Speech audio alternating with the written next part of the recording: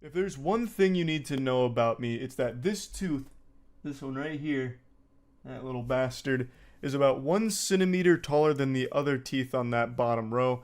And now, anytime you see my mouth open, you won't be able to unsee it. You're welcome.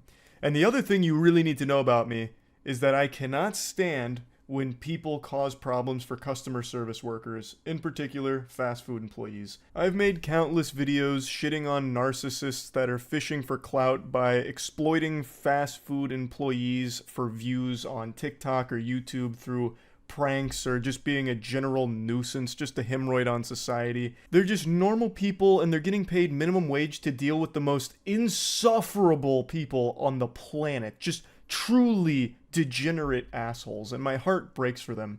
Fast food workers get abused more than a fleshlight. It sucks. And over the last week or so, there's been a new trend that has really blown up that once again just treats these human beings as if they're just NPCs, props for their TikTok and YouTube Shorts videos.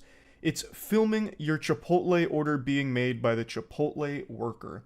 I'll get a bowl. Yeah, to go. I'll get white rice with that. The idea is they're going to give you more food because they're on camera.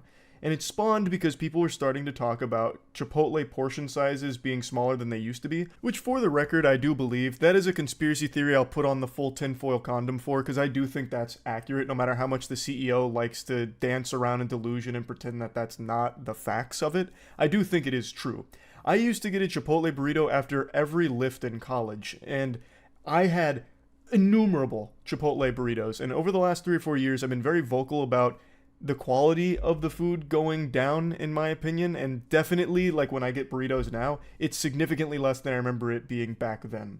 But I also think that's just kind of the industry norm because I think the same thing about many other fast food places as well. But anyway, someone on TikTok came up with a cure to this small portion disease, and it was to just film these workers doing their job and kind of give them a bit of a hard time and nudge them on camera to give them more food. And this started to really pop off because a lot of people noticed that, oh, when they're being filmed, they give you more food. So that's the cheat code. That's the life hack. Rice, black, or pinto beans? We'll do pinto beans with that. Pinto beans, any protein for you? We'll do chicken, please. Chicken, any queso for you? We need some more chicken in that. More chicken? Finna fire on your ass. Put that chicken in there. All right, any queso for you? This one is by far the worst I've seen from this trend here. This guy went in there looking to start shit. He's immediately aggressive and confrontational. The guy hadn't even put the fucking spoon fully into the chicken bowl there before he said, no, no, no, need more chicken. He's there to stir a controversy for the sake of his video. And he is just shoving the camera down this guy's throat. If the worker had bent over, the camera guy here would have given him a full-blown fucking colonoscopy. He is right up in his business to just be this insufferable douchebag that's hassling him for the sake of this video that he's filming. Now, it's filmed from another angle, but I can't find that full video. I can only find this one through Twitter. We need some veggies. Get some green veggies. Yep, little bit more, little bit more. No problem. Little bit more. No problem. Straight up. Oh, they gonna have to hold me accountable. When he was asked pretty politely to just stop putting the camera in this guy's face, not even asked to stop filming, by the way, just asked to like, hey, maybe don't be up in this guy's nutsack with your camera, he immediately starts yelling about it. He's immediately throwing a fucking temper tantrum. Even though it was a super reasonable request, because look at how close he's getting to this guy.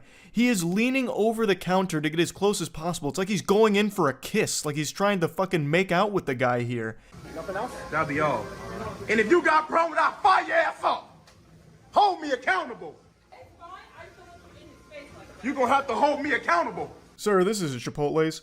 Why are you yelling and screaming? Why are you hooting and hollering here? Goodness gracious, it's like a hostage situation here. The worker did everything you ask. Leave them alone. All they requested is that you take the camera out of that guy's mouth. They didn't even ask that you stop filming, even though they should have. They should have walked over and slapped that fucking phone right out of your hands, douchebag. That's what should have happened. But it didn't. You still got to have your TikTok video, and you're still huffing and puffing about it. It's incomprehensible to me. Even when people who did this trend weren't harassing the worker making their food, I still don't like it. I think it is still dog shit. You're just being a nuisance to just average everyday people just going about their lives. They're getting paid minimum wage to make your food, and you're making it a huge headache for them by putting them on camera when I know for a fact they don't want to be.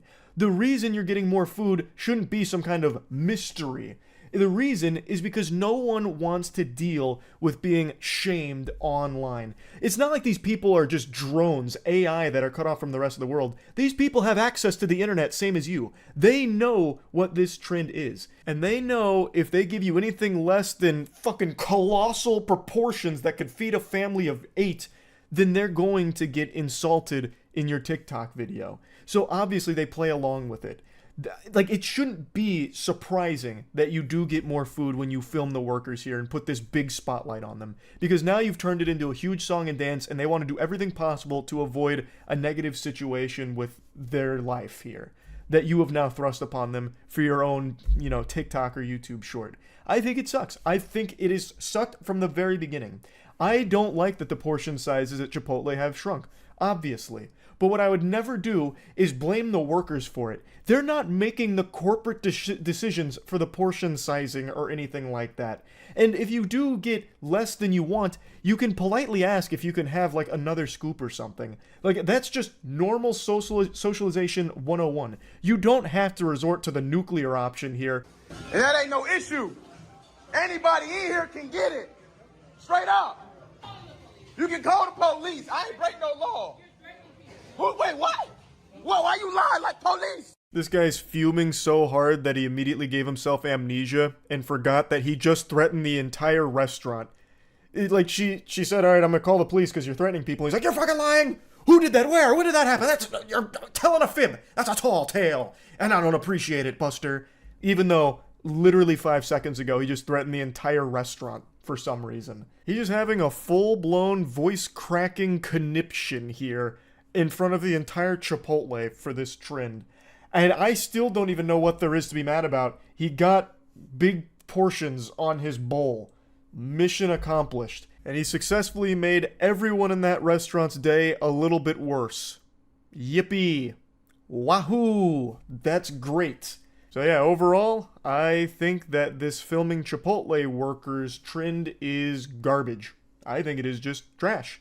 I could bring up countless other examples because it's become such a viral hit here, but they're all so annoying. They're not nearly as bad as this one. This one is by far the worst I have seen so far. The only ones that I somewhat appreciate are the ones where the Chipotle worker gives them significantly less food because they're filming.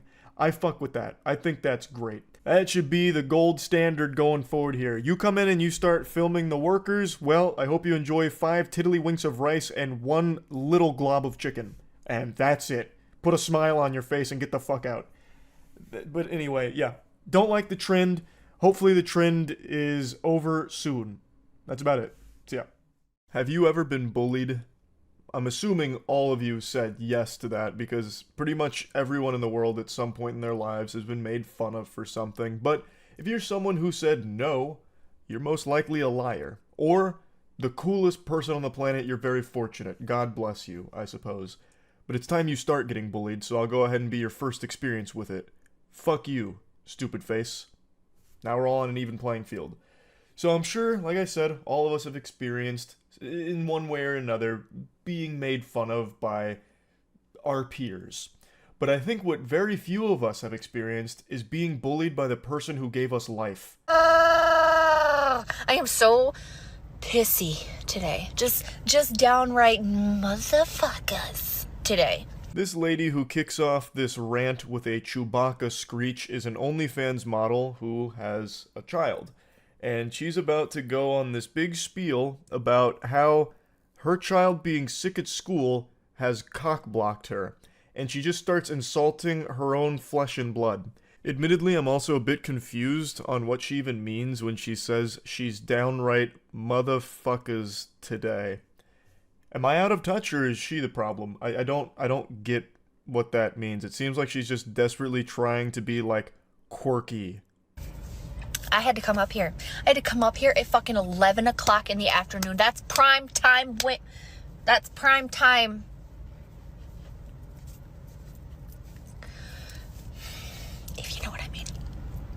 She goes nonverbal there for a moment and starts spamming Fortnite emotes, but don't worry, I'm picking up what she's putting down here. So she's complaining that she's now had to go all the way out here at 11 o'clock in the afternoon, which immediately is news to me. I didn't know 11 o'clock made it to the afternoon.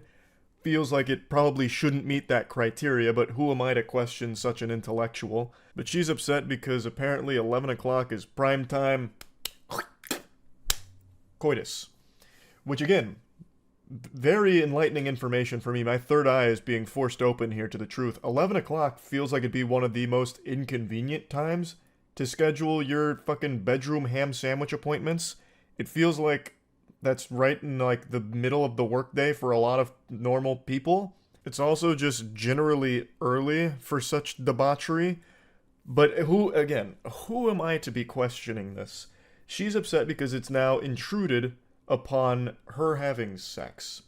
And now she's inconvenienced and she's irate. But listen, so that's partly why I'm cranky, but I'm cranky because my child is 10. I had to come up to the school and I had to pick him up. Why? Why did I have to fucking pick this kid up? I had to pick this kid up because he's a man, okay? He's a little man and he's got a weak ass stomach like fucking most men do. She gets so heated that her eyes start going cross during this. He's not a little man. He's a little kid. He's 10 years old. He's a boy. And he was puking. It makes sense that the school would call the mother to come pick up the kid because he puked a few times. Can you imagine being the kid and seeing your mom just flaming you online in a viral rant? Like, that's gotta be downright diabolical to experience. Especially if, like, his classmates see it. That'll just be infinite ammunition to use against him anytime they want to make him feel bad. Just bring up that his mom insults him publicly online. It also feels so weird hearing his actual mother refer to him as this kid. That's like something you used to say on Xbox Live during some Call of Duty shit talking. Oh, this kid's just fucking camping, NoobTube one-man army, coward. Like, I don't know why she, like, harbors such disdain for him here over something he can't control. Puking. So somebody busted ass in the library. He threw up not one time, not two times, but 3 times in the library. Literally the nurse calls and she's like, you're gonna have to come pick up your son because he just vomited 3 times in the library, like Exorcist style, all over the place. Why? He's not even sick. Some kid farted next to him and he said that it made his stomach feel bad. She tries to channel her inner Jim Carrey here for the comedy of the video. And I'm not entirely sure if this is real or not, this story she's telling, or if she's just trying to put on some kind of performance. But at the end of the day, it doesn't matter how much you try and dilute cringe, it's still cringe. The result will be the same here. She does have a child, and you are using him as the punchline of your joke, assuming this is all just a made-up story. And if anyone in his schools from his class sees this, they will undoubtedly make fun of him for it, because you are making fun of him. I remember when I was growing up, I used to get made fun of for being short, or actually there was a period in 4th grade where there was one guy in particular who used to make fun of me for having really red lips, so he called me Lipstick Boy.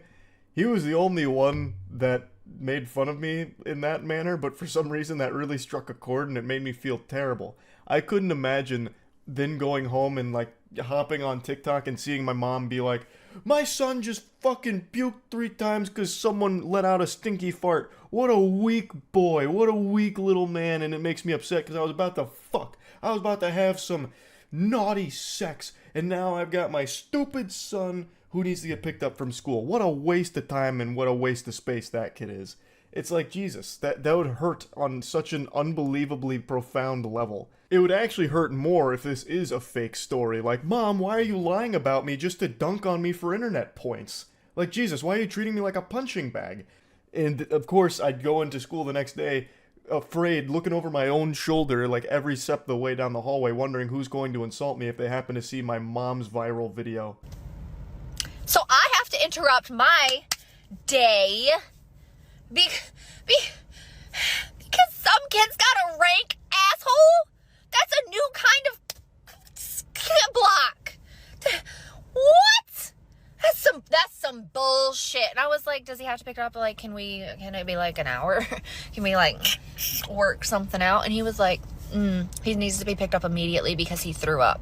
I really don't get why she tries to censor herself. So instead of saying cock block, she just puts up the C and then like, I don't know, stop sign. I actually don't really know what that was. A fucking force push at the camera.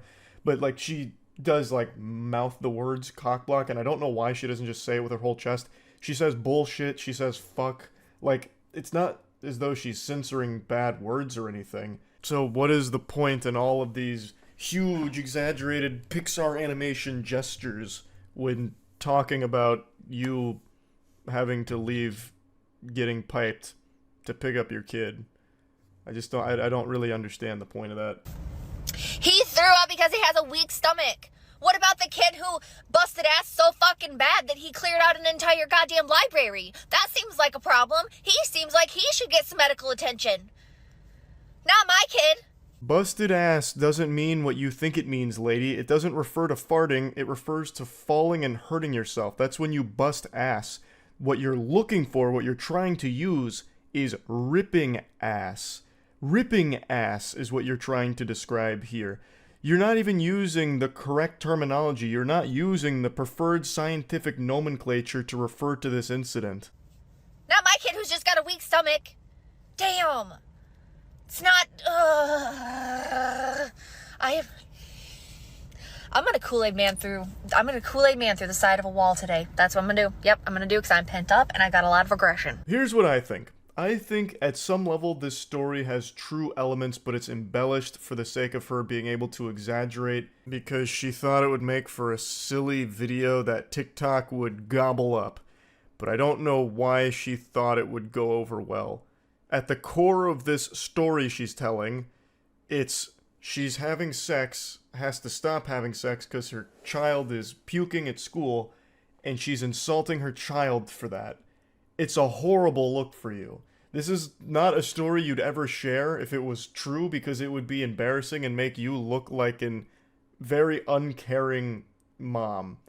But if it's fake, it makes you look like an attention-seeking clout chaser that will use their kid as a stepping stool, like a fucking doormat, for some clout. There's just no winners with whatever your plan was with this video. Regardless of the authenticity of the story told here, at the very least, it is cringe. So yeah, that's really about it. So yeah. There's a Kick streamer whose name I've treated like Voldemort over the last year or so. I've never bothered talking about her because that's the only thing she cares about, is her name leaving people's lips, no matter how negative it is. She exists for one sole purpose: to make everyone around her angry at her. It's in her delusional mind, the brain parasites tell her that that's a good thing. So I've just never bothered insulting her or making fun of her, because that's like having sex with a cuck's wife. It's exactly what they want. But today she did something particularly heinous. Right? No. No. All right. You know why I wasn't going to? Because my feet were getting You should just jump in right now. But I'm gonna jump in with my shoes on. Okay. Ready? Yeah. Ready? Oh! Wait, what the fuck? I love how she's somehow surprised that the lady jumped in after she spent the better part of 15 minutes trying to convince her to jump in, and even tried to bribe her with $20 to do so. And now all of a sudden she's fucking soy-facing, shocked that the lady actually did it. So I went back and I watched most of the stream, which was... I wouldn't wish that upon my worst enemy. Now, she's gone viral in the past for other degenerate activity, such as wearing painted-on pants at a gym, or doing a kidnapping children prank and faking a ton of shit around all of her other work to try and cause as much controversy as possible to farm clout off of it. But this one is a little bit different. So, the lady she had jump in is someone who apparently cannot swim. She said that she can only float and can't swim. And I initially thought that this was just more staged, phony baloney, garbage.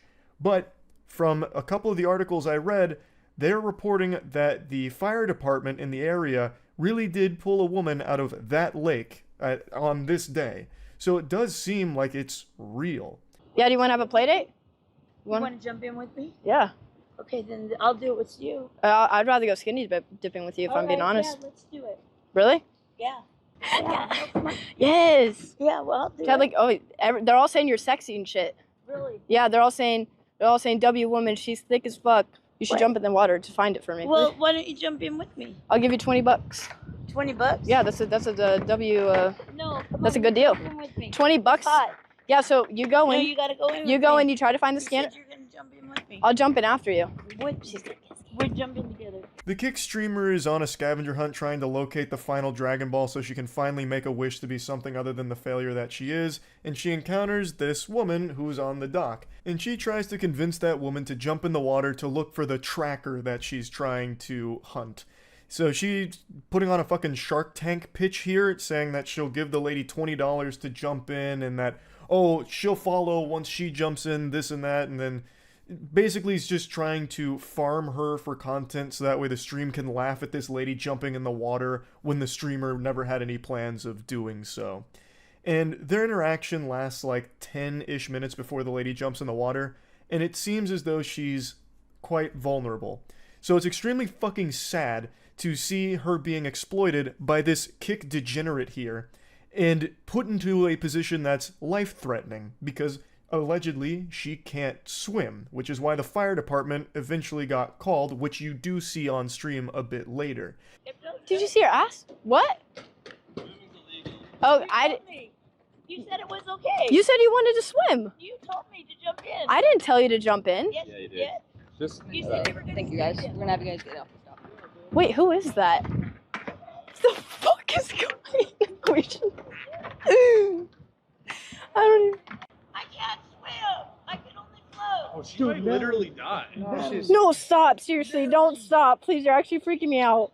No, please. You can really see the concern wash over each of their smiling faces as they're confronted with the very real possibility that that woman might drown and die because of the streamer's actions.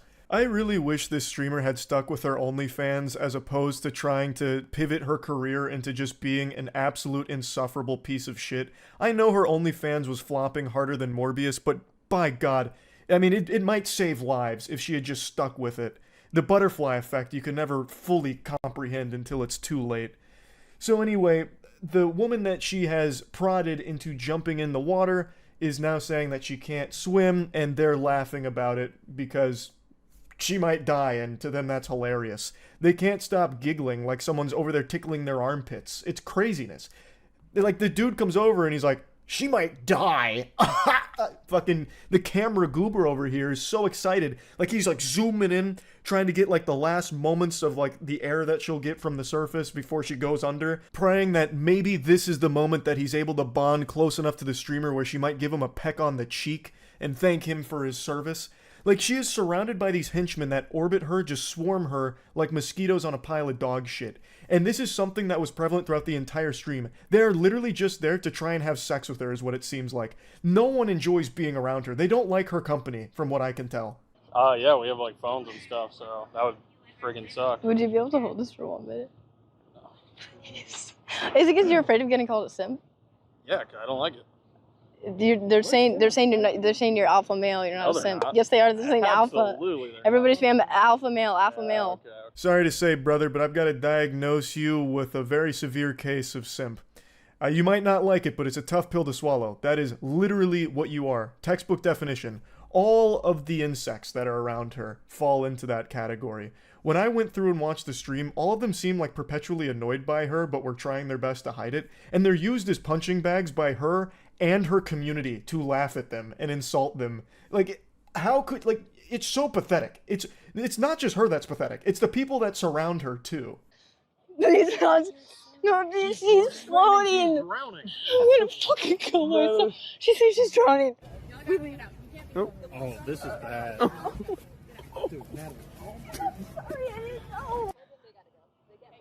We leave. Oh, this is bad. Invaluable assistance provided by her and her team of dweebs.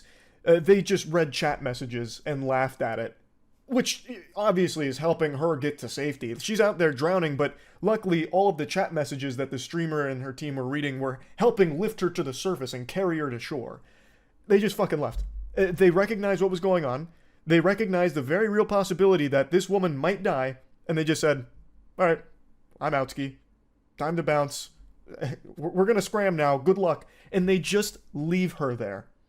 That's fucking insanity. And they laugh about it because people like her don't treat the other human beings around them as if they're real people. To her, everyone else is just an NPC, a prop that she can use for content and nothing else. That's the extent of their presence in her world.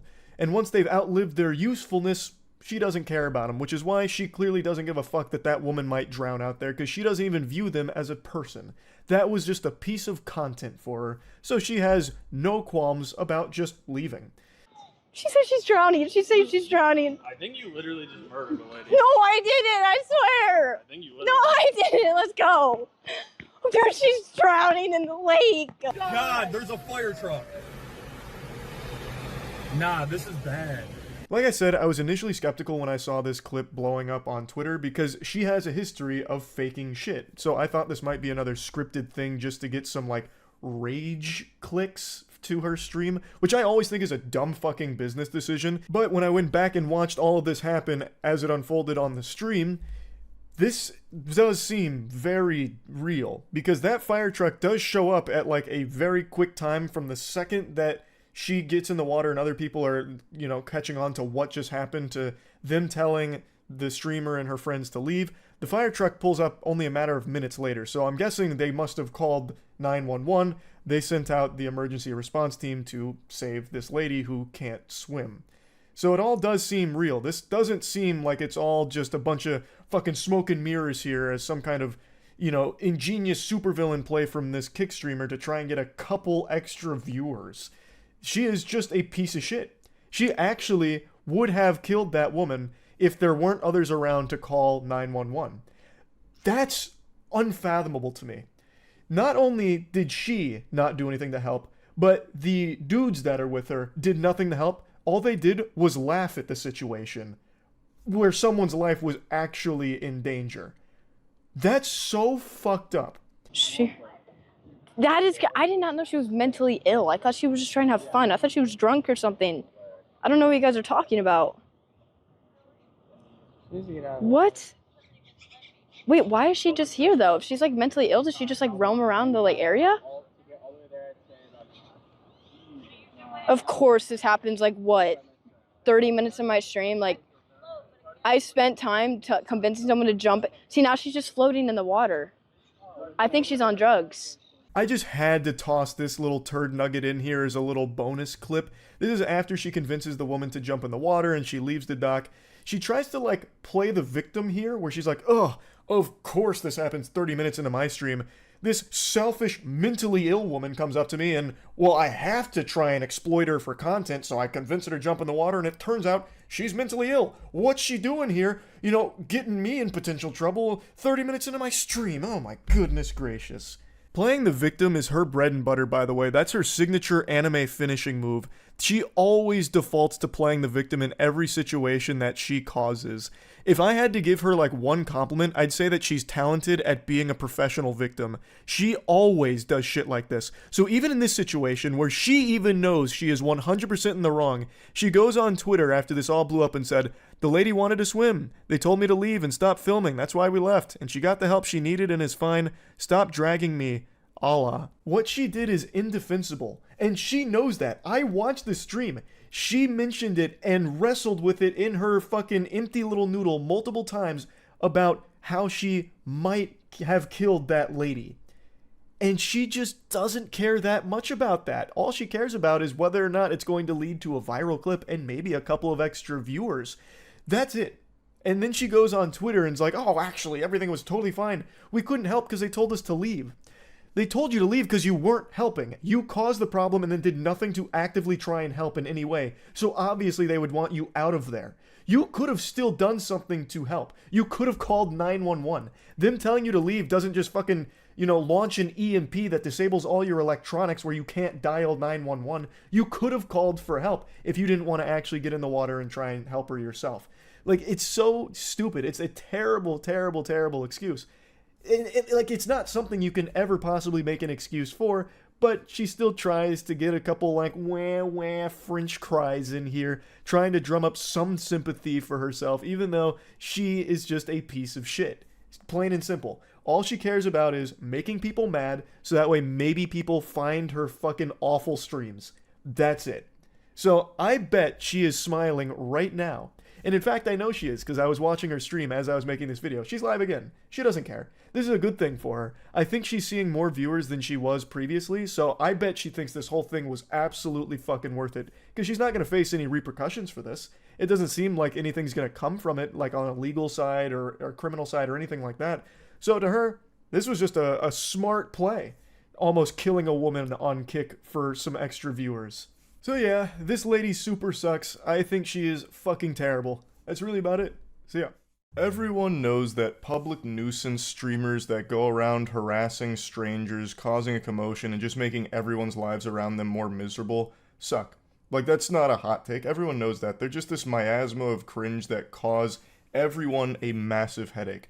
But as I and many others have pointed out for years now, they do inspire an entire generation of young viewers to be losers like them. Because they do find an audience, they do find success, they make money from it. So it becomes a career path and something that young kids want to do to try and emulate that behavior and be like them. It's fucking tragic, and now we're starting to see the results of all of this.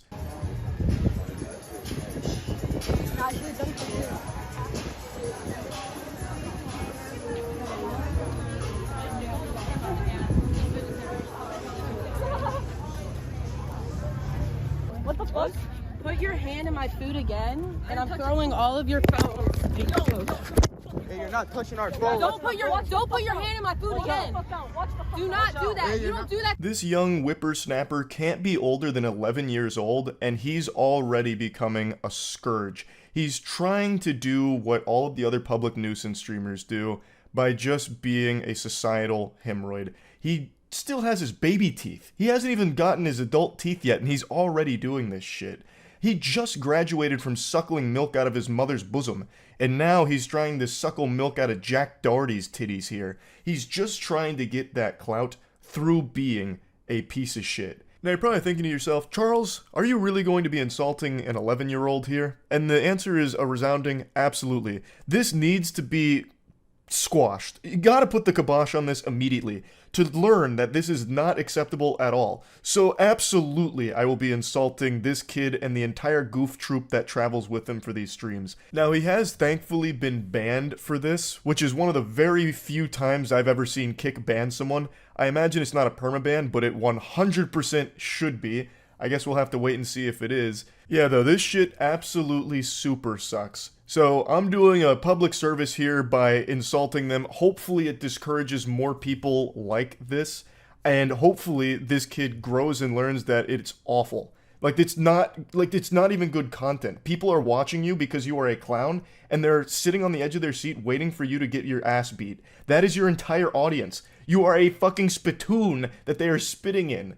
Why would you want that to be your whole brand? His whole stream is basically either arguing or fighting people, and this is him just taking food from a stranger's table. That lady then goes up to confront him, and I'll show you that clip in a moment, but in the same stream, he also gets in an actual fist fight with some other kids. His whole stream is just creating problems and instigating, hoping that someone will fight back, and he just yells and screams about it, or in this case, throws some wet noodle punches at them. So him and his goof troop fight this other group, and they know that they're not going to get their ass beat because they're too young. So the group that's taking these punches doesn't actually fire back. They push him away at one point, but they don't actually swing on him because they know they would be the ones that get in trouble because this is a toddler. So they're using their age as a shield because they know there's going to be no real repercussions. Don't put your hand in my food again. Do not do that. You don't do that to people. Who do you think you are? Who do you think you Stop filming me. You're a nobody. It's a live stream. You can't stop it. Who the fuck are you? Who the fuck are you? Give me the phone. Now you're not touching my fucking phone. Touch my phone, I'm gonna actually do something. Are you gonna beat me up? Back the fuck up. Back the fuck. I will. I want to. How old are you? 5? Kid's making threats to this woman, then he also has his friend, behind her just in case. It seems like he was contemplating sucker punching her. That's what it seemed like the synapses in his brain were about to fire and tell him to do there. This is his whole stream with him and his friends just wandering around, making problems with complete strangers for no reason. And I'm also using the term friends very loosey-goosey here because I have a hunch that they're not actually his friends. They probably can't stand to be around this annoying shit stain. They're just here because he has some viewers and they're trying to elevate themselves. That's typically how these stories go. I think it's also worth mentioning that he has clearly been heavily inspired by Jack Doherty. Jack Doherty is another public nuisance streamer who does this exact same style of content where he just travels around, makes problems, causes a ruckus, and he has a bodyguard with him so that when anyone tries to confront Jack, the bodyguard steps in and either attacks that person or scares them away and sizes them up, gets them out of there to protect Jack Doherty from the consequences of his actions while Jack peeks around, the bodyguard still lobbing insults at him like a real tough guy. Also, Jack Doherty is probably about the same size as this 11-year-old. So, the reason I say that he's clearly inspired by him is because this kid also travels around with a bodyguard. That's who that dweeb with the TikTok broccoli hair was that's positioned behind the woman here. That's supposed to be this kid's muscle. Or backup, perhaps. Maybe sidekick. I believe it's supposed to be his bodyguard, though, like Jack Doherty has. But the clear difference between Jack Doherty's bodyguard and this kid's is Jack's is a full-grown adult man who is like a professional bodyguard. This kid's is another child who's still afraid of the dentist and probably still wearing Pampers and the head of the anime club. But he is still trying very hard to be like Jack Doherty. And the question needs to be asked, where are their parents? Where in the fucking world are these kids' parental figures? Do you? Alright, hold up. Do you? Don't do that again. Hold up. Yeah, shut the fuck up.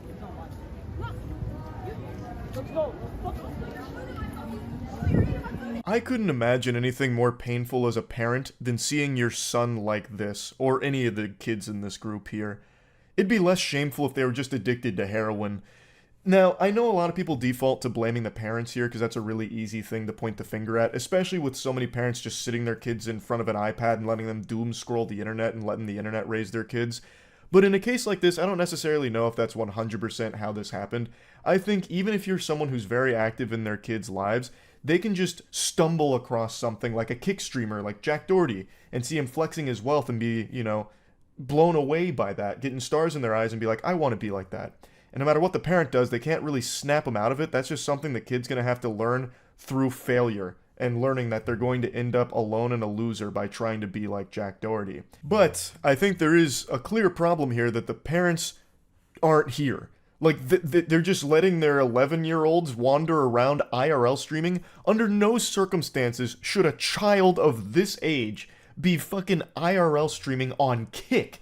Kick is a platform that actually has child predators on it. There was a whole expose video about a big streamer who was legitimately a fucking predator. And their kids are now streaming IRL on that platform right now. And even on any platform, I don't think any kids should be doing any kind of streams like this. So I really am curious why the parents aren't more present in their life to allow them to stream for hours like this. That's just downright irresponsible, 100%. But I don't necessarily blame them for the kid trying to be a Jack Doherty clone, a bootleg Jack Doherty. That's something that even if the parents were monitoring their internet usage, he may have just stumbled across through TikTok or Twitter or something and then just got hooked on it. And that's a hard thing to stop as a parent. I do understand that part, but they definitely need to know that this is not acceptable behavior or normal behavior for kids to be doing. Fucking streaming, being an asshole. Come on. The parents definitely got to step up here and do something, I would say. Unfortunately, I don't think this is going to be the last time we see a kid start to do streams like this. I really do think that streamers like Jack Doherty, who I keep name dropping, but it's just so clear his influence on this kid's life, really do create further degenerates. They just continue this cycle of degeneracy by making more people like this. And it sucks. That shit is terrible. So hopefully I'm wrong and we won't see more cases like this. But man, it's still awful. Even with just one case, that one kid was inspired enough to start trying to do the same thing. It's sad to see. And yeah, I just wanted to talk about that a little bit. That's about it. So yeah. It's not your birthday, or if it is, I wasn't invited to your party, but I brought you a surprise anyway. A trashy streamer who hit a pedestrian whilst driving distracted and most likely high out of her mind, and she's not a Kick streamer. I know, right? Kick right now is probably just wiping sweat from their brow like, whew, finally. A crime that was streamed that wasn't on our platform, pumping their fist in the office, shaking each other's hands like they won the Super Bowl. She is a YouTube streamer, so let the celebrations commence at Kick. The Gatorade showers are probably in full effect over there. She streams on YouTube, and from what I can tell, and I've only gone through like 3 of her streams, her entire streams revolve around how degenerate she is. She's usually very fucking high. According to the community that watches her, she does meth pretty often before driving. She's always on her phone while driving. It's where all of her content takes place, so she's always looking at chat, getting donations, very distracted driving. And she also had an incident where she was doing Spark deliveries and giving groceries to a customer, and her dog is in the back seat with all of these groceries and ends up peeing on the chips and taking a shit on the other groceries with an entire worm that pops out of its ass like it's a scene out of Ozzy and Drix. And how does she respond to that? She wipes the worm off of the groceries and then still delivers them to the customer who had no idea. I'm going to show you both of these clips here. I'm going to start with where she hit a pedestrian yesterday. Well, he does hear those voices. They're not fake, but I wonder sometimes.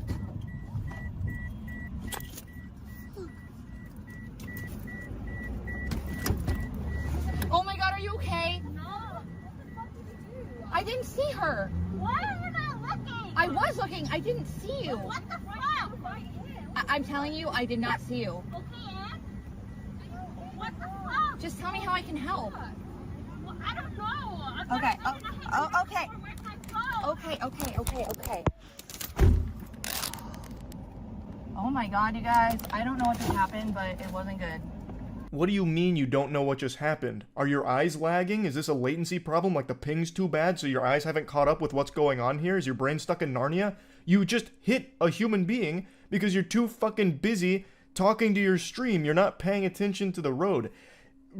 What's actually surprising here is this is one of the few times in all the clips I've seen where she actually is looking forward as opposed to like looking elsewhere and looking at her phone, and yet somehow she still doesn't see that there's people in front of her and she hits one, and then I guess still can't make heads or tails of what just happened. It's craziness. You are distracted and driving. It's a recipe for disaster. Luckily, she didn't kill this person, I don't think. Now, she has been arrested in the past, but this I don't think she's faced anything from yet, because she still is streaming, like even after this incident, and she has changed nothing about her stream. I plan on it. Can I park? Alright guys, here's your content for the day. Ah, yes, the content of hitting a pedestrian. Top shelf shit. Thanks for delivering that. She's a menace. She is a danger to everyone around her. She should not be allowed to drive. Period. Full stop. From everything I've seen, she is not safe to be on the road. And she is certainly not safe to be doing fucking grocery deliveries.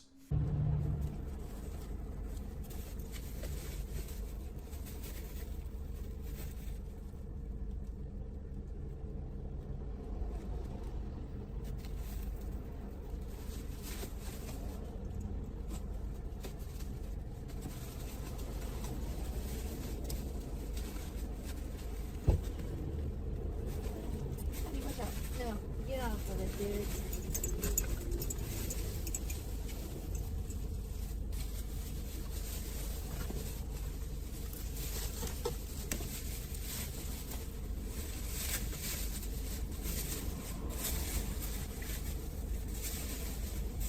The worm that came out of the dog's ass has nothing on the worms that infest this lady's brain. A normal person would have seen what happened here, and it's not like she didn't know what happened. She literally cleaned off a fucking worm from the groceries, and they would have canceled the order. Because there's a level of decency with people where they wouldn't want to just fucking poison a stranger here, I don't think. At least, I'd like to believe that. But she's built a little different. She's constructed in an unorthodox manner. After wiping the worm from the groceries, she believed that everything was A-OK and primed for delivery.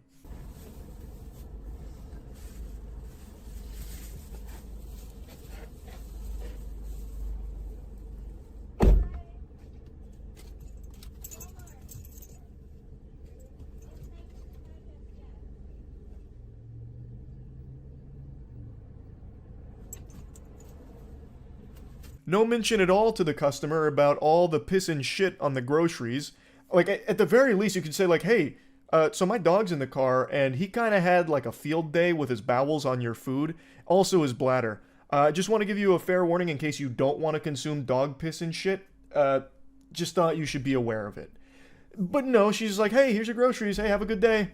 Bye-bye. Make sure to leave 5 stars. Appreciated. And then goes right back into her car to continue the stream. That is so foul and filthy. And it's criminal. Like, you can't contaminate people's food and not, like, at least warn them about the potential outbreak.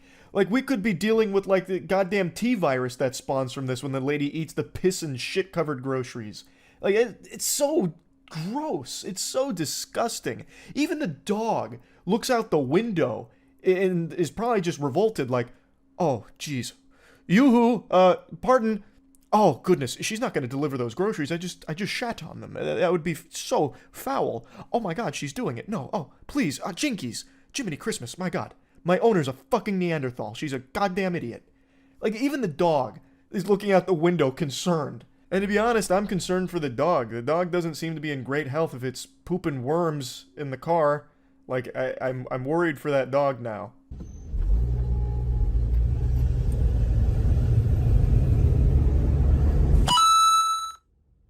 Abby always wins, sent $2. Can we talk about how Abby dropped the deuce on their groceries?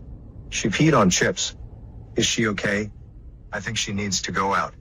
Poop, poop, poop, poop. Dog, dog, dog, dog. The chatters are also concerned about the dog after seeing that, and yet there's no mention at all about the customer who is going to unknowingly consume the dump doomsday that was just produced on top of their food. But luckily this streamer does have an answer to go ahead and calm everyone's fears about the food being ruined. I mean, it's just piss and shit. That doesn't ruin food, which she helps us understand. So Abigail went out like 3 times today and she hasn't pooped, she's peed. Once at the vet, once before that, and then the nighttime, like 2 in bag. It was not on anything else I checked. I removed it. All is well. That's what bags are for, right? To protect. Hey pal, you just blow into Stupid Town? You can't really wipe piss away unless you have sponge hands, which I don't think you do. And also dog shit and worms on top of the grocery bags that the food is in. Like, there's no telling what made it through, especially since it sat there for a little bit before you came in there and apparently scraped it off. That's not exactly the optimal sanitization protocol. I'm just gonna go ahead and hit you with the cold water. You didn't get all of it. I promise you that much. But she clearly doesn't view it as a big deal, probably because she's smoking dog piss every day and then going live on YouTube here, which is just a danger to everyone around her. My heart breaks for anyone that gets a delivery done by this lady. That shit is probably rancid. Like, I bet everyone who... Like, you could probably, as an epidemiologist, track foodborne illness outbreaks relative to how many deliveries she's made in the area. And you'd find a pretty crazy correlation, would be my guess. Now, she has been arrested before in the past. I did a bit of a dive on her history. She is a very interesting specimen, to say the very least. But as of right now, I don't believe she's facing any legal repercussions from the delivering contaminated food to a customer or the hitting of a pedestrian. I don't see any updates on that, but those are still relatively new. So, I guess we'll see, but man, what an absolute trash bag of a person. This is some awful garbage here. So yeah, I had to talk about this a little bit. I was stunned when I saw these clips. That's it. So yeah. The best stories ever told are the ones that have the satisfying conclusion of the good guys winning in the end against evil, overcoming insurmountable odds to snatch victory from the jaws of defeat in a miraculous triumph. But we don't live in those stories, we live in cringe, so that's not always the case here in reality. And a haunting reminder of that fact is what just happened with Friendly Jordies. Friendly Jordies is an Australian YouTuber whom I've covered on the channel multiple times. I truly believe he is one of the best investigative journalists in the world, period. With no exaggeration, he risks his life to serve the community and inform them of corruption that it's gone unchecked, and his reward for this is his house being firebombed and his life being threatened multiple times. And these aren't the kind of death threats that you see all the time on Twitter where a 13-year-old anime fan gets upset if you say you don't like something about their favorite show. These are death threats from an organized group of criminals with a very scary history and a track record of already trying to murder Jordan Shanks, Friendly Jordies. They fucking firebombed his house. Well, actually, they firebombed his neighbor's house because the absolute goobers got it wrong the first time and then came back to try and finish the job by firebombing his actual residence. So they have already tried to take his life before. That's some shit that you only see in like espionage, blockbuster Hollywood films, and yet Friendly Jordies is living through it right now because New South Wales is so unbelievably corrupt that it's festering in the public eye. And yet the authorities that are supposed to protect and look out for the public safety are just closing their eyes and plugging their ears to all of this unfolding in front of them. It's despicable. It seems New South Wales is more corrupt than Gotham at this point. Friendly Jordies yesterday posted a video where he had to publicly admit defeat at the hands of this corruption, unfortunately. You might have noticed that we haven't been releasing videos after the police arrested a suspect for the firebombing of my house. While we're very grateful for their persistence throughout this ordeal, we felt it would be prudent to see what the response would be from certain individuals. If you haven't kept up with the lore here, I'll give you the previously on Dragon Ball Z recap. They did finally make an arrest on one of the suspects responsible for the firebombing of his house. It took about a year, but better late than never. Rather be tardy to the party than not show up at all. At least it's seeming like crime won't pay. They won't get away with this, right? Wrong! Idiot! Stupid! Can you stop sipping on your moron potion for a second? Put the stupid juice down? Of course the criminals are gonna get away with it, because I guess that's just the way things go in New South Wales. At least when it comes to criminals of this caliber. The very powerful ones, who are just seemingly above the law. Their response has been one of rather perplexing confidence. Buoyed by the lack of further arrests, they have decided to be much more blunt with their requests, threatening anyone they believe had handed over information to assist with the creation of the video Coronation. This video detailed links former Deputy Premier John Barilaro had with development company Coronation Property. The video encompassed more than Coronation Property Associates. It included an array of spirited characters, many of whom were enraged with its release. Police have made it very clear that many of the prime suspects in the firebombing are in that video. The video he's talking about here is a video Friendly Jordies and his team released called Coronation, and this shit was so hot it'd leave the toilet bowl steaming. It was massive. Friendly Jordies and his team released a firebomb of their own with this one here. Coronation highlights a lot of horrible things going on with a lot of very scary and powerful people doing bad shit. And they were not happy that this video got posted, and it put a target on Friendly Jordies' back. Really, it put the target right on his fucking forehead. Right on his noggin, because this was a big deal. It caused a lot of ripples, and it made him public enemy number one of this group of people. Now, over a year later, these figures are once again venting, threatening dire consequences if the video isn't taken down. Given these people's colourful history, we don't consider these to be idle threats. Naturally, we contacted the appropriate authorities, but it appears these men have engulfed the state in a state of fear. It appears these men are indeed above the law. It appears these men are free to point the scythe at anyone they wish, blackmail them with the most heinous, violent acts imaginable, and there is not an authority in the land powerful enough, or perhaps foolhardy enough, to check them. Just tragic. Where do you go when the authorities abandon you? What are you supposed to do when the people that are supposed to protect you refuse to, because the people that are coming after you are stronger than them, and out of their reach, just untouchable? What can you possibly do besides just comply? But if the content of Coronation is to fall on willfully deaf ears, if its only tangible result is the death of innocent people, we will not have their lives hang on our conscience. In other words, you win. We're taking down the video. Congratulations, you run this city. It's sad because it's such an important piece of investigative journalism, but it's also the only choice they could make in this situation. This isn't a group that's making idle threats. They have already firebombed twice, and they have a history of doing a lot more, as was highlighted by Jordies and his team. So they did the only thing they could when faced against this enemy. They just complied. They took down that video. Now, of course, since it's the internet, nothing's ever really gone forever in this cyberspace, except of course for all my old YouTube videos I deleted when I was a teenager because I was embarrassed of them and worried that the copyrighted music would cause a problem, so I deleted them in like 2012. And I desperately want those videos back, but they can't be reclaimed. Those are the only things in the entire documented history of the World Wide Web that are apparently just fucking poofed out of existence forever and can't be brought back. But aside from that, nothing else has ever really gone forever. There's always re-upload, there's always archives of it. So in this case, Coronation, the video that he had to take down, is re-uploaded 1,000 times already. So it's not like completely dead and buried or anything like that. And I saw a lot of people saying this could actually, start the Streisand effect here on this and have even more eyes on this group, which I guess is possible, but I think the big victory for them is that they've shown that they can kind of bully and strong-arm anyone with impunity. They can't be touched by authorities. They just have this green light to do whatever they want with no repercussions, so they're able to force Geordies to take down a video they didn't like. And they're just demonstrating that power here, and I think that's kind of what they were aiming to do, not so much shut down the information, because I'm sure they knew that this was just going to be re-uploaded, but it's just kind of letting Geordies and pretty much everyone else know that they can do what they want.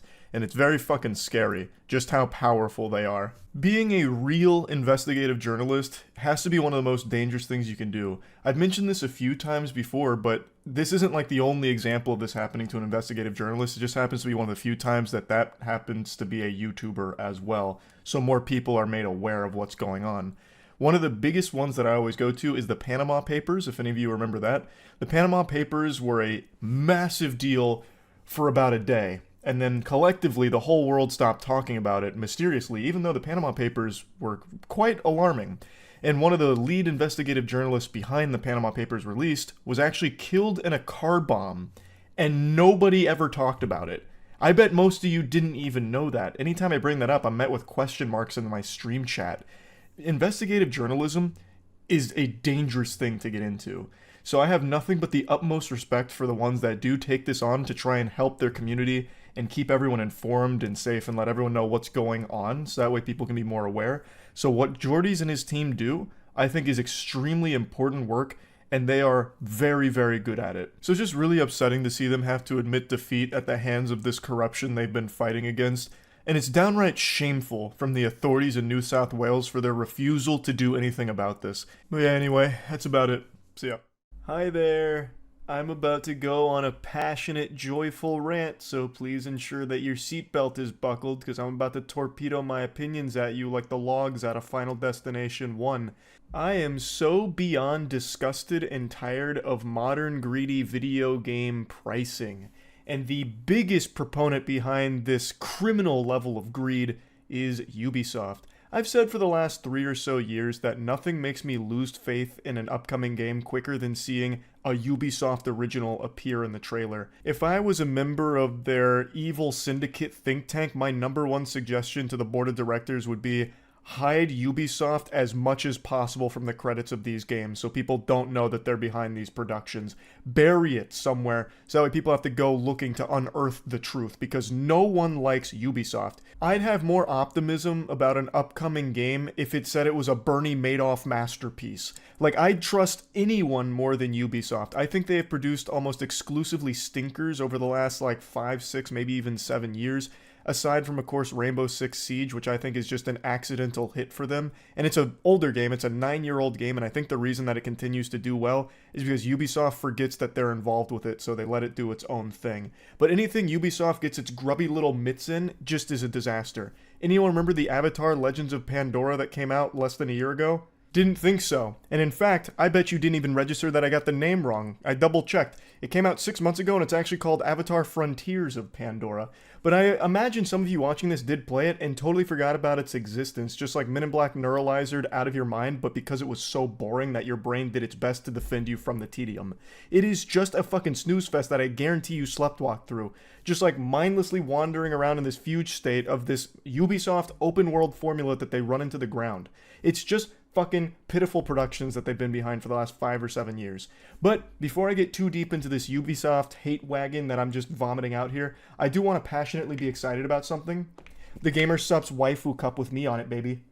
The most beautiful cup you've ever seen in your life. Look at this goblet. That's me. Yeah, it's available right now at gamersups.gg. I'll put a link to it in the description. Go ahead and pick that up right now. But the point is, Ubisoft, I don't think has made good games in a while, and I include Assassin's Creed in this. I haven't enjoyed Assassin's Creed in so long. The last good one, and this isn't a controversial opinion, was Black Flag. And I didn't enjoy Black Flag as much as everyone else, but I can recognize that it was probably the last good Assassin's Creed game. And I play all of them. I try them all. Except I only lasted like 4 hours in Mirage because it was such a fucking snooze fest. And Valhalla, I think, is the only time I've ever fallen asleep on stream. Like, they're just boring games. And this is all a long-winded precursor to what I want to talk about today, which is the newest Assassin's Creed game, Shadows, which of course Ubisoft is behind. Now there's a lot of controversy around this, a ton of drama because of the main character here, or one of the main characters. I don't give a fuck about it. I'm just going to tell you right now up top, I'm going to rip the band-aid off. I don't care. I legitimately could not care less about the historical accuracy of the Assassin's Creed franchise. That means about as much to me as the tiny hairs around my asshole. It is truly worthless to me. I wouldn't care if you played as Dabi the House Elf in the new Feudal Japan Assassin's Creed game. Doesn't matter as long as it's a good game, which I don't think that will be because I have no faith in Ubisoft and even less faith in Assassin's Creed. But what I do care about greatly is the pricing that Ubisoft is spearheading here. They just did this for Star Wars Outlaws with like the $100 plus versions, and now they're doing it again for Assassin's Creed Shadows, and I am so fucking tired of it. So let me show you what I'm talking about here. These are your pricing options for the different editions of Assassin's Creed Shadows. So, for the standard edition, it's $70, but you have to pre-order it if you want access to a pre-order exclusive mission. The mission's called Thrown to the Dogs, and the only way you get access to this, it seems, is if you've pre-ordered the game, which they haven't even shown any motherfucking gameplay for yet. I think that is the biggest load of barnacles ever. You're just pre-ordering based off of a cinematic trailer alone. It's a terrible, shameful thing to ask of the consumer, but that's Ubisoft in a nutshell. They're completely shameless. Moving on to the Gold Edition, you get the pre-order bonus plus a Season Pass and 3-day early access. Season Pass in a single-player game is probably one of the most embarrassing things ever that's become commonplace. If I was the goober at Ubisoft that came up with the idea of single-player Season Passes, I would never share that information with anybody ever. You wouldn't be able to torture that out of me at Guantanamo Bay. Batman couldn't beat that shit out of me. That is so fucking embarrassing. And in this case, it's especially egregious because the Season Pass for the Gold Edition includes a mission, so it's just paywalling even more content of the game behind the Season Pass and the higher price tag. And let's talk about that 3-day early access real quick, because I've seen a lot of discussion around it, and they're making great points about it. For 110 clams, you're not paying to play the game 3 days early, you're paying to play it on time. If you pay $70, you're playing the game 3 days late. So it's not early access. For 110 bones, you play the game when it comes out, and unless you fork over the additional 40, you play the game 3 days late. That's how it works. That is extraordinarily anti-consumer. Like, increasing the amount of money just to play the game when it fucking releases is absurd. And then we move on to the Ultimate Edition. For $130, you get pay-to-win elements in a single-player game. 5 skill points and then like a bunch of cosmetics. I'm gonna get a little mean here with some tough love. If you have to pay an additional $60 just for a little bonus pay-to-win in your single-player game, I think you need to take a hard look in the mirror and just recognize that maybe gaming's just not for you. Like, if that's the only way you'll enjoy the game is being able to, like, pay to win through a single-player game, I think maybe, you know, take up a different kind of hobby. I feel like such a fucking Redditor gatekeeping gaming, but that is so unbelievably silly to pay an additional $60 for 5 skill points and then a couple of cosmetics. Like, I'm sure the cosmetics will look cool, but they're not worth almost paying the exact same price as the game itself just to get some cosmetics for it. That is a crazy thing to ask of people. Then, of course, there's the final option here, which is getting the Ultimate Edition through Ubisoft Plus, which is their own cringe subscription service for $18 a month. Because every single fucking thing on the planet has a subscription service now behind it. I bet there's going to be a subscription service for Mr. Bean. Like Mr. Bean Extra On-Demand Turbo Arcade. Even though there's only 15 episodes of Mr. Bean that have ever aired and they're all freely accessible on YouTube right now. But I bet they'll probably come out with some kind of Mr. Bean subscription in the next few years. That's just the number one trend that every tech company follows now. And Ubisoft is, of course, no stranger to that. So they have Ubisoft Plus, which hopefully they have less than double digits of users signed up to that, because I don't know who in their right mind would sign up for Ubisoft Plus. But anyway, that's the other option of getting the Ultimate Edition. I hate the direction Ubisoft is trying to push AAA gaming. I hate this pricing scheme. I think it's terrible. It was bad when they did it with Star Wars Outlaws. It's bad that they're doing it with Assassin's Creed Shadows. And I'm really hoping that it flops extraordinarily hard so that way more AAA companies don't try and emulate it. Because I have no doubt there's a lot of companies paying close attention to what Ubisoft's doing here. And if it's successful, they'll probably employ similar tactics. And that would just be bad for everybody. So I wanted to vent about this a little bit. I think it super sucks. I hate where Ubisoft is trying to take the industry. So yeah, I kind of wanted to just rant about this a little bit and get it all out of my system. I'm still going to try Assassin's Creed Shadows because I still give every single game that comes out a try for the most part to see if maybe I'll be pleasantly surprised and proven wrong. So far, the safest bet I'll ever be able to make is that the newest Assassin's Creed game is going to be boring. That's been proven true time and time and time and time and time again for me personally, but maybe Shadows is the one to break that streak. And if it does, great, but it's still not going to change the way I feel about how Ubisoft is monetizing it. I think it is horrible for the industry overall. Even if the game comes out and it's great, I still can't stand what Ubisoft has done with their monetization of these games. I think it is fucking atrocious. So yeah, that's really about it. So yeah. There's a few things that everyone knows human beings can't live without. Water, air, a nice smile. But there's actually something that's often overlooked that's a necessity for life on this planet. And it's an ad blocker when using the World Wide Web. I am constantly reminded of this cold hard truth anytime on stream that I try and read about an event or something and I go to a godforsaken news publication that won't allow you to read the article without turning your ad block off. And eventually, after putting up a big stink, I just give in to the dark side, turn off the ad blocks, that way I can get the information about whatever I was trying to research and learn about. And 100% of the time, without fail, it's just a massive headache, just this visual nuisance, all this clutter with an inundation of ads that seems like it's some kind of scene from a 90s movie where you get hacked, where it just has like, virus detected. Go here for good porn, your doctor doesn't want you to see this, that kind of shit, just popping up all over the place. That is the modern landscape of the cyberspace without an ad block, unironically.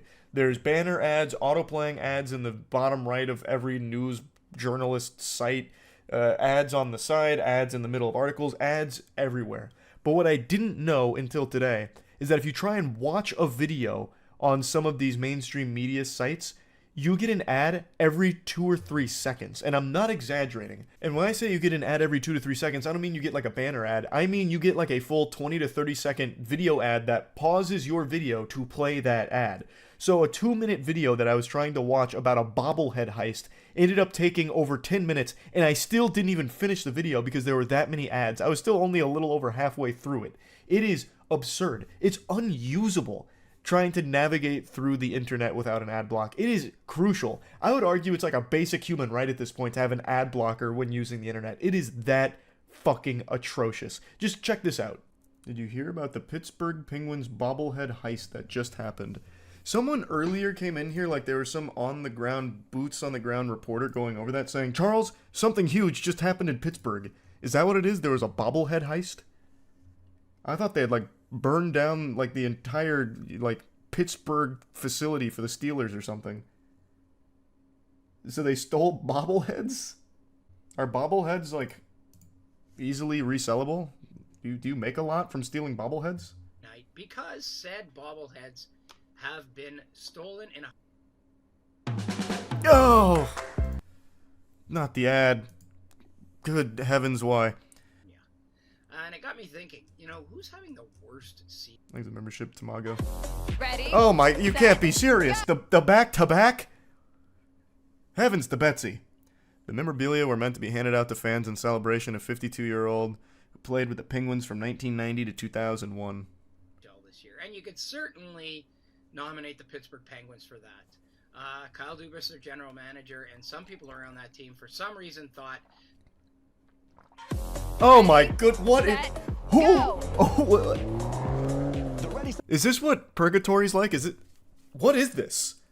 You get 3 seconds of a video and then 25, 30 seconds of an ad? Is this the future? Holy shit. that this team That's got to be was it, right? close to contending for a Stanley Cup or could contend for a Stanley Cup. They went out, they got Eric Carlson, they got Riley Smith, they got a bunch of veteran guys. Things have gone sideways. Oh my god! What is...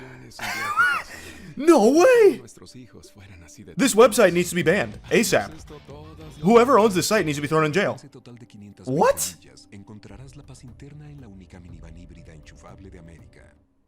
Things have gone south. And you could certainly argue right now that there's not... His membership, one guy. Oh! I have to watch the whole video like this. I have to know. How deep does this go? This can't be legal, right? This can't be. There's no fucking way. How do you even use the internet without an ad block? You can't even watch this.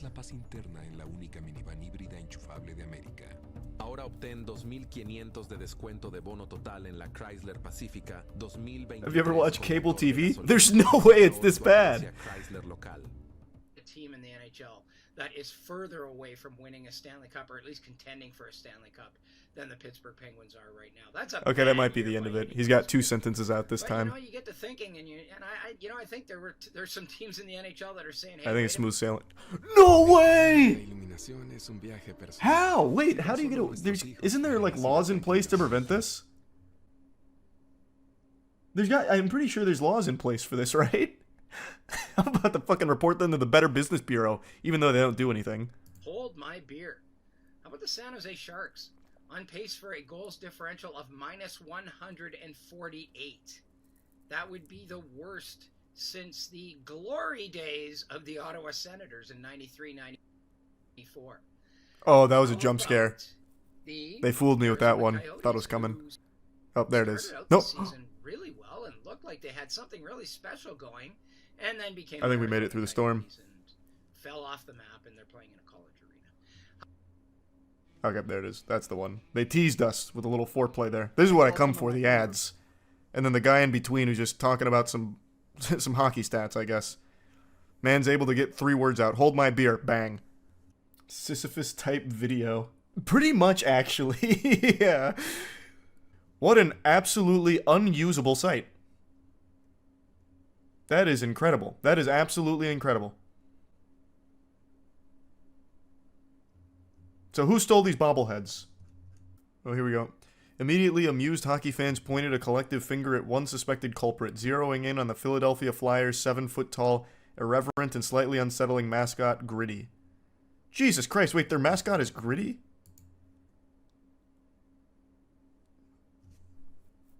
That's fire.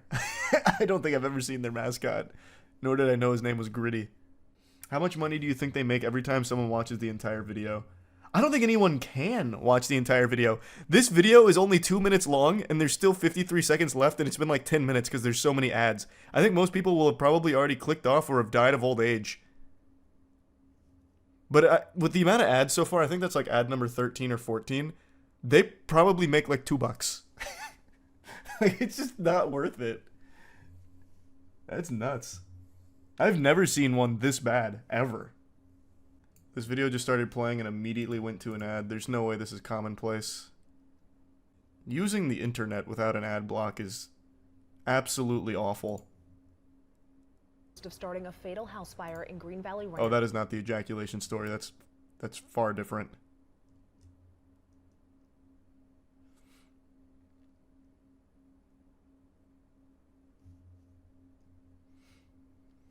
Fort Collins police services said the investigation began in July. Immediately to an ad. Maybe this is the norm. Is this the norm? I put in that second clip there just so you can see that I was experiencing the same thing on a different website. You only get like this short burst of what you're there for, like the video component that is, before it's interrupted by ads, it seems. I thought it might have been just exclusive to that first site I was on, but then it happened on this website too. So I'm guessing it's more common than I think. And there's not many people out there in the modern day and age that use the internet without an ad block, luckily. But now there's like this war on ad block that YouTube's kind of spearheading. And this is what it looks like without it. So you should be able to recognize why it's such a big deal that ad blocks are here and why they need to stay. So any kind of attempts to get rid of them, I think, is just a detriment to the overall landscape of the internet, honestly. After seeing this today, it is in a state that's unforgivable. you can't even watch a video from these publications without an ad popping up every couple of seconds. So you don't even get... The content is the ad at that point, and the break is the news story. Like, it's so fucking flipped and weird. And I just had to talk about this because I was baffled at the frequency of ads on journalist sites like this. That's crazy. That's about it. See ya. I've recently been on a streak of sharing good news with all of you. Positive, silly, or wholesome things. But just like my wrist when I was 15 playing in a wiffle ball game, it's time to break it. I have to share this story here. The streak is coming to an end. How many of you know the name Christopher Schultz? I imagine not that many of you, unless maybe you see him in the comment section on Pornhub or something. He is a deplorable degenerate, worst dad of the year. Earlier this year, he killed his 2-year-old daughter by leaving her in a hot car. 109 degrees. She was left in the car for 3 hours so he could go inside and do some online shopping and watch porn. And also played some video games, no doubt bottom fragging in whatever game he was playing, and for 3 hours he left his daughter in the car to die. So I'm being treated like a murderer? No. I just lost my video. Not at all. I know that. And I know this isn't easy for you. That's why I'm trying to be straightforward and honest with you, okay?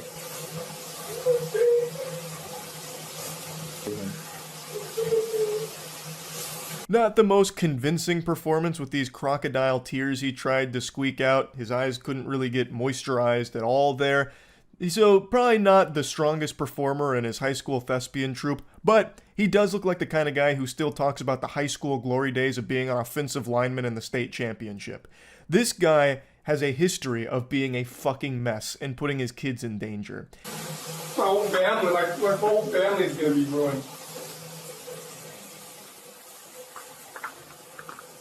Would it be alright?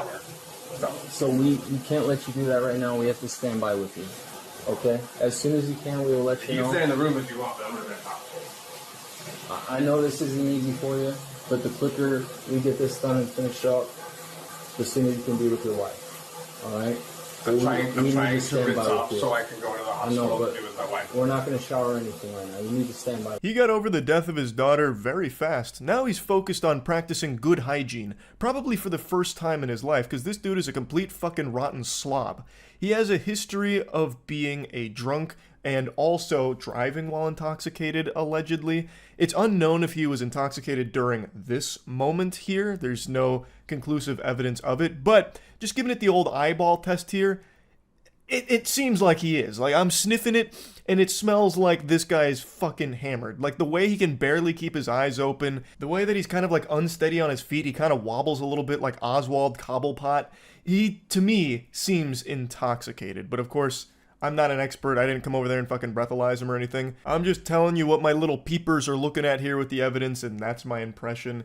He actually looks like a caricature of an alcoholic you'd find in a cartoon. Like he'd be a regular at the Family Guy's Drunken Clam. I don't understand why. Okay, to you. We just need to stand by and with I'm you. standing by. Why can't I take a shower while you stand by? What is... It's not necessary right now. Okay. I'm not going to stand here and watch you shower. There'll be time for that, but it's not right now, okay? Now, this happened earlier this year, and his charges have been upgraded to first-degree murder. And the reason for that is, he claimed that he left his daughter in the car because she was sleeping and he didn't want to wake her. But it turns out he has a history of irresponsible and dangerous behavior towards his children, including previously leaving them in cars. And in this case, he said he left the car running, but that he also knew that the car had a safety feature that would turn off the engine after 30 minutes. He said he knew from previous experience. He also tried to claim that he got home at 2 p.m. in order to make it seem like it wasn't that long with her trapped inside of the vehicle. But surveillance camera footage confirms he got home at 12:53 p.m., so the girl was in the car for 3 hours. It wasn't until his wife got home at 4 p.m. that her unconscious body was recovered. So his Weasley slimy little story doesn't work, and he openly admits that he knew the car would turn off. Now, they're trying to claim that he forgot the child's in the car, saying, like, you know, this kind of thing happens, people just forget their kid in the car. And I guess that is true, because for as long as I can remember, probably for as long as cars have existed, there have been hundreds and thousands of reports of kids and pets dying in hot vehicles because the people were too stupid to recognize that you shouldn't do that, that that's a bad thing. So yeah, I know that is correct. People do forget their kid in the car sometimes, but that's not a good excuse. That's for the most dangerously moronic of society, and I don't think that that somehow should, be okay. Like, oh, they made a boo-boo, what a mistake, a whoops-a-daisy moment. We can't throw them in jail for that. Yes, you should. That is too stupid to be allowed in society. You are a danger to the people around you for being such a fucking idiot. Like, I think that is not a good defense at all. Even if that is the case. I don't know if he planned to kill his daughter here. There's no way I'd be able to tell. But regardless, his irresponsible, dangerous actions led to her death. That is an irrefutable fact. And he needs to face the harshest possible consequences for that. And there's a lot of messages that confirm that this guy is just a complete fucking menace. You haven't shown me you can stop putting the girls in danger or not treat me badly. Even yesterday, you drove home drunk with 2 minors. I've been asking for 3 years to cut back and it's actually gotten worse. You replaced cocaine with alcohol. He repeatedly put their children in danger over and over again. Also, apparently shoplifted beer 2 or 3 cans at a time. So this guy was just fucking boofing beer cans on his way out, just putting them in his prison wallet and shuffling away, I suppose. And there was also numerous incidents where children were wandering around the neighborhood unsupervised without Schultz knowing they were out of the house. On the day of the child's death, the police gave a timeline. The 2-year-old had been in the car for more than an hour and 10 minutes when Schultz began browsing the internet. A computer search shows over half an hour. He visited a shopping site, then spent 5 minutes watching pornography videos. No one removed the child and tried to save her until her mother came home at around 4:15 p.m. About 3.5 hours after police say surveillance cameras saw Christopher Schultz park the car and walk away. Also, according to his other 2 children, he had got distracted putting food away and playing video games. So that's like the whole timeline here. This disgusting Cro-Magnon made the inexplicable decision to leave his daughter in the car because she was sleeping and didn't want to wake her for whatever reason. Claimed he left the car running, even while knowing that the car would shut off in 30 minutes. Goes inside to do a little shopping, probably picking up a few nipple clamps for himself off Amazon, and then watches 5 minutes of porn, so he must have seen one boobie and busted, and then spent the rest of the time putting food away and playing video games. All the while, his daughter was dying in that car. What a piece of shit. And again, this isn't like a freak accident from this guy. He has a history of this kind of dangerous behavior with his children. And here's another text message to confirm it. On the day the child died, the mother on the way to the hospital with daughter texts him and says, "I told you to stop leaving them in the car. How many times have I told you?" He replied, "Babe, I'm sorry." So he has done this a lot. It's been confirmed by many others that Christopher Schultz left his kids in the car pretty frequently. I'm also going to throw this in here because I found it kind of sad when reading about this. Schultz's wife spoke during his appearance in court where he's pleading not guilty to the charges, and she spoke saying that she wants him back home with their other children to begin the grieving process. She also said he is not a risk to the community. He's a risk to everyone. There is repeated behavior that endangered your children, and it led to the 2-year-old daughter dying. And it was pretty obvious from the body cam footage that there wouldn't be any grieving on the behalf of Christopher Schultz. It doesn't really seem like he cared all that much. How could someone who actually cared about his children constantly drunk drive with them or leave them in hot cars so much that you have told him tons of times to stop doing that? That is not the actions of someone who cares. That is the actions of an evil piece of shit. And it seems like she's going to be sticking by his side, which I just do find sad. I'm not like blaming her or anything, because I understand when you've been with someone for so long, it's very hard to come to terms with something like this happening. But she mentioned how he treats her badly and constantly goes against her advice of keeping the children safe. He did the most irresponsible and dangerous shit with his kids frequently. This is not someone that should ever see the light of day again. Schultz also has a 16-year-old from a previous relationship who spoke out about this, saying that Schultz would leave her alone inside of the car sometimes for hours since she was as young as 7. It makes plenty of sense. Actually, I'm surprised it didn't happen sooner. Once I had to go sit out in the car for 4 to 5 hours and continuously had to restart the car and had only eaten once that day. Like, this is someone who has no regard for human life outside of his own. From what I can tell, and this is me just on the outside looking in, it seems like this guy really viewed children as a burden or a nuisance, so any opportunity he had to like distance himself from them, he would take. And that would be leaving them in the car so he could go inside and watch porn and play games without having children around to bother him or something.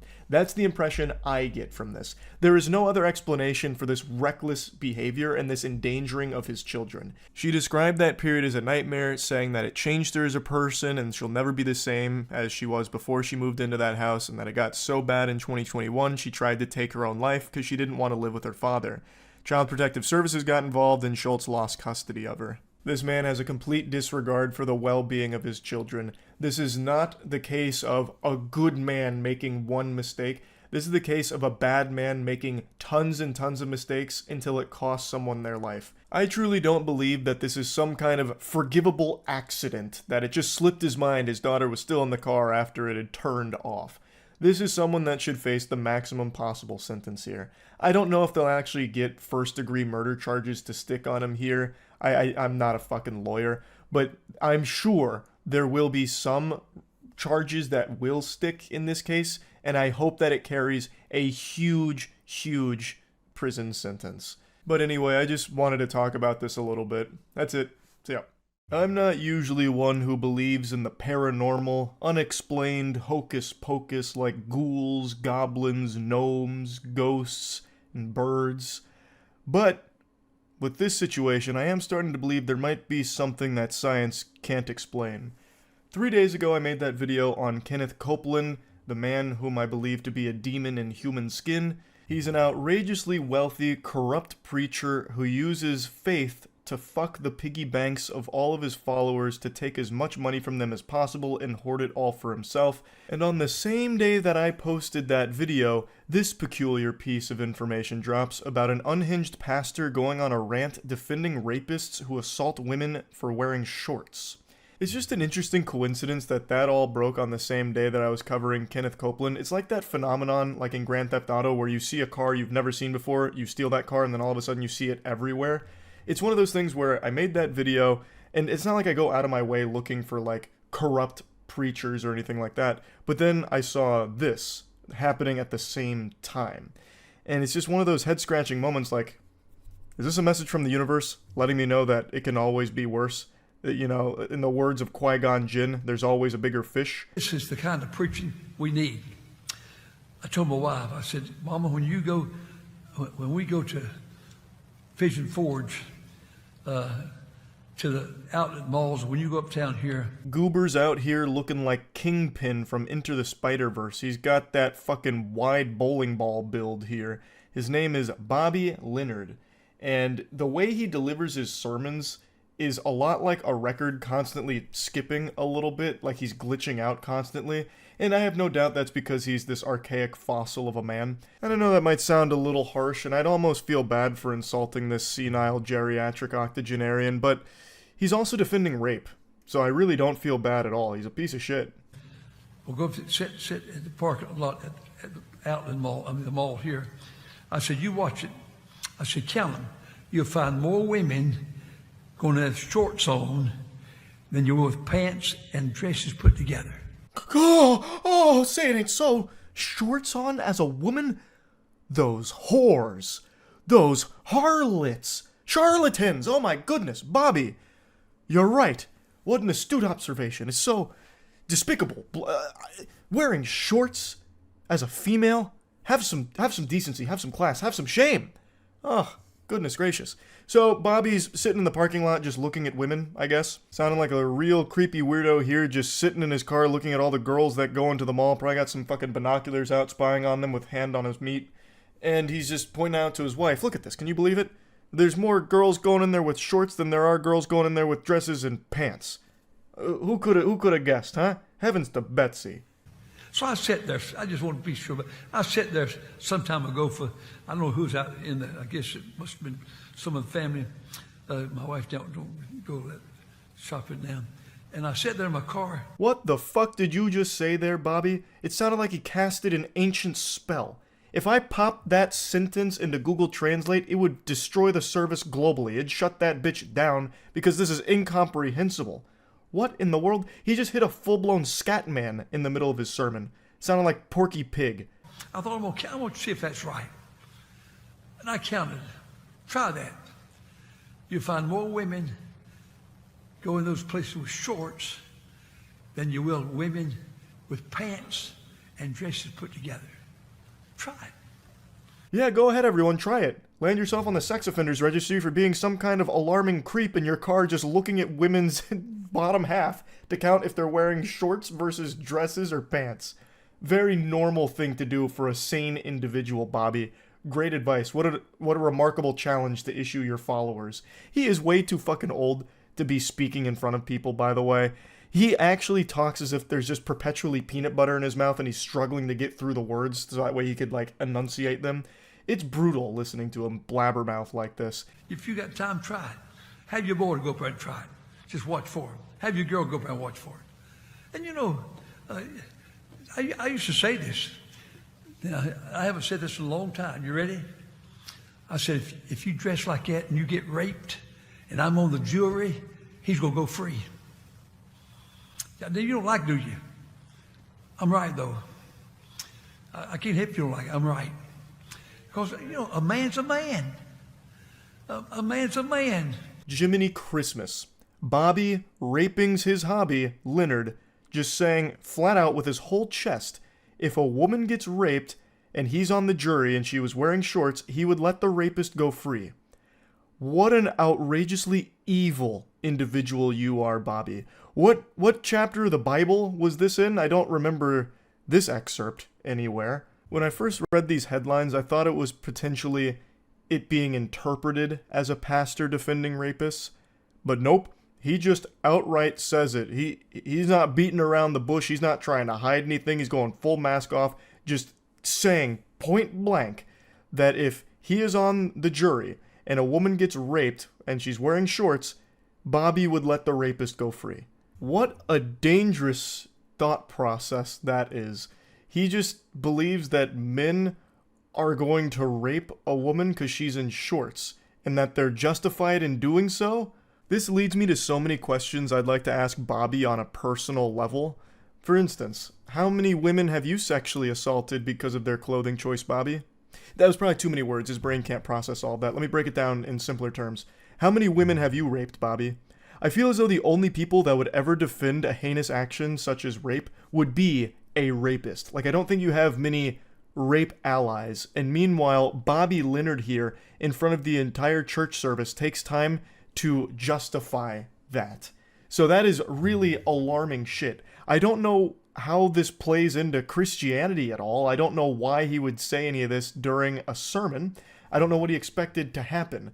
Like, I was with my wife the other day looking at girls going in the mall. They're all wearing shorts and stuff. And you know what? I used to say this. I'm going to say it right now. If a woman's wearing shorts and she gets raped and I'm on the jury, that man's going free. Can I get an amen? Hey, what are all these boos for? When I was a boy, 80 years ago, I was raised in Martinsville, Virginia, partly in Moxfield, North Carolina. Listen, I don't even remember women wearing anything but dresses. So what, you senile worm? It doesn't matter what a woman is wearing, she shouldn't be raped. Rape is bad no matter what. There's no justifying it, you absolute fucking scumbag. Back then, well, anyway, I don't want you to go home depressed tonight. I'd rather go home encouraged, but I want you to go home wanting to serve God.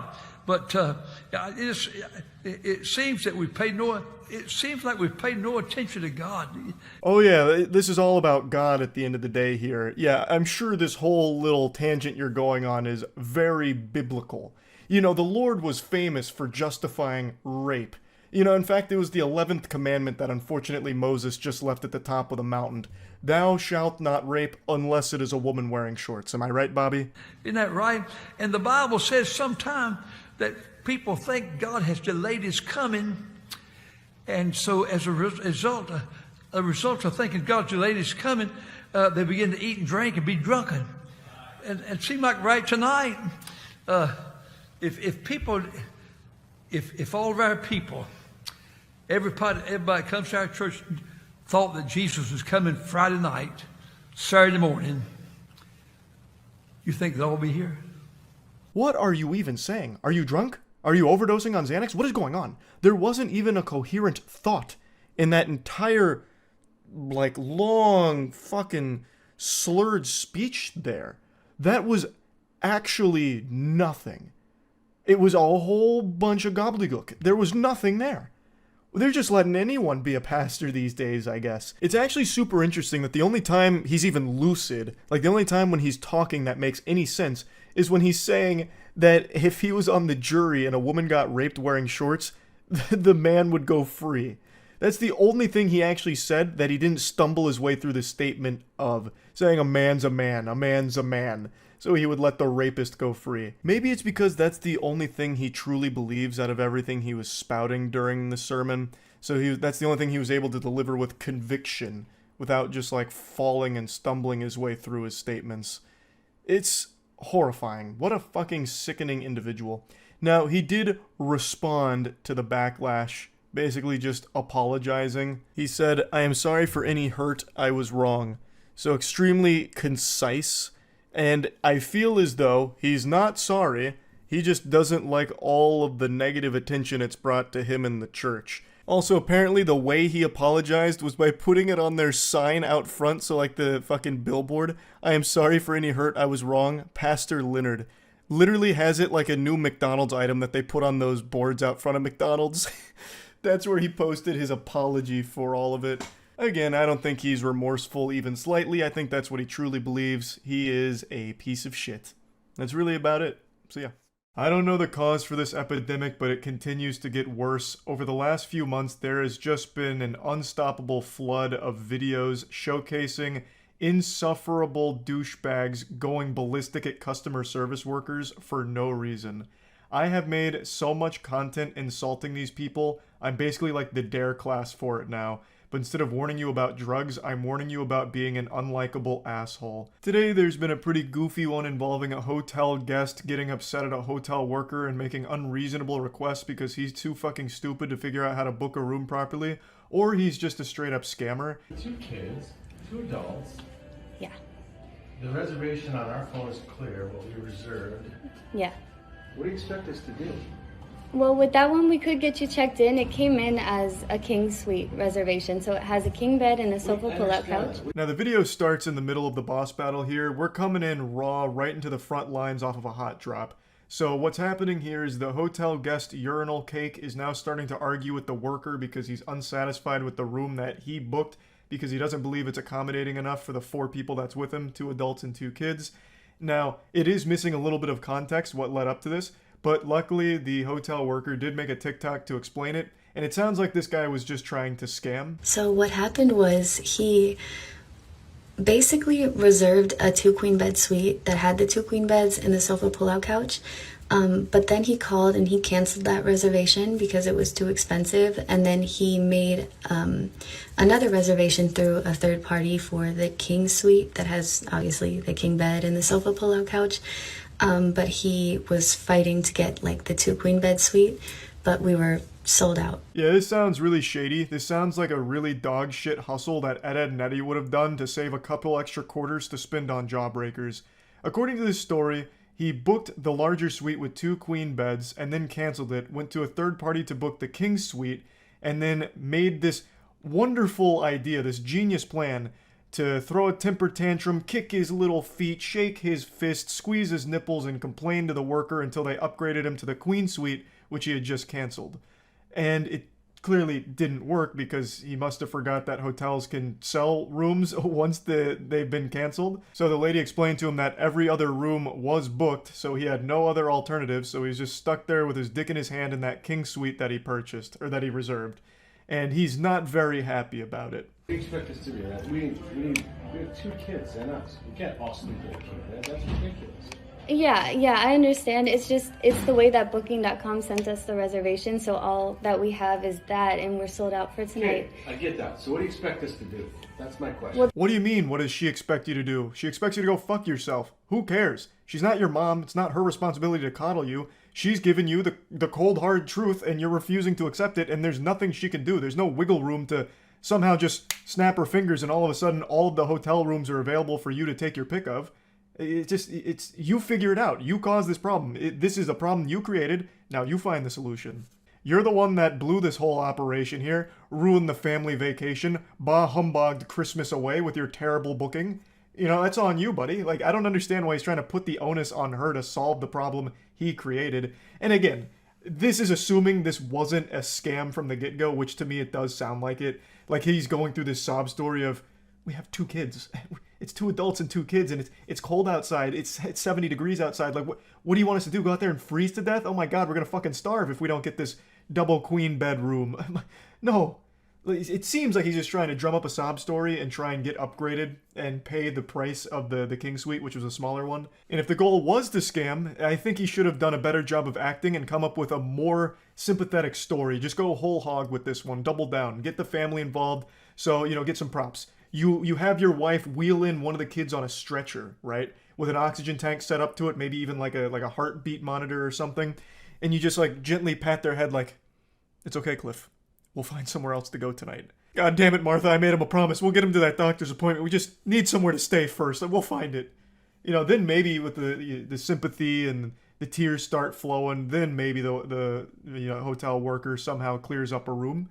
But you just didn't commit hard enough. I do think this is a scam, by the way. I really do get that feeling. He continues to ignore the most crucial part of this statement. It's not just a king bed in that suite. It's a king bed plus a full pull-out couch, or a full pull-out bed from the couch. So that's already 2 beds. You can absolutely, comfortably have 4 people in a 2-bed situation. Now, I do understand that it's possible he's in a loveless marriage and him and his wife haven't shared a bed in the last, 10 years, but I think just for one night, they could set that aside, sleep next to each other in order for him to have an extra night to solve this problem. But for some reason, he keeps ignoring that statement about the pull-out couch. That's what I'm saying. Yes, so we could either check you into the room or we could cancel the reservation. That's the only 2 options. Sleep in our car? No, I'm not. Yeah, I mean, where else are we going to go? Are there any other Holiday Inn Express hotels you can check us into? I don't have the power to do that, but there are Holiday Inn Expresses in Bloomington. So you're not going to help us. You're going to say, take the room as it is, or you're on your own. Yes. Yeah, that's exactly what she should do, and exactly all she can do in this situation. There is no further help she can offer because the whole place is fucking booked, and it's your fault that this has become a catastrophe. What I can do to help you guys is get you guys checked into the room that has the king bed and the sofa pull-out couch. But apart from that, we don't have any other rooms to check you guys into. If it's regarding what you guys reserved, you would have to call booking.com so that they could assist you with something that happened on their end. But this is just the information that we've received from booking.com.